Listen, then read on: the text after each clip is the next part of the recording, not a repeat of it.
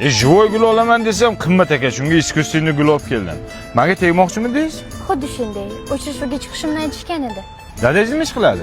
Hozir bir daqiqa qo'ng'iroq bo'layotgandi. Alo, ha, dugonajon? Yaxshimisan?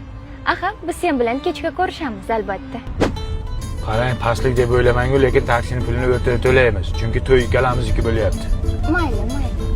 Dadangiz nima ish qiladi? Qo'ng'iroq bo'lyapti. Bir daqiqa. Alo, ha, dugonajon? Suratlaring nima? Aha, senga yuboraman. Kechga. Qarang, men bitta somsa oldim. Siz napitka oling. Mayli. Dadangiz nima ish qiladi? Hozir bir daqiqa. Labbi dugonajon? Yo'q, nega unday deysan? Asli bezovta qilganing yo'q.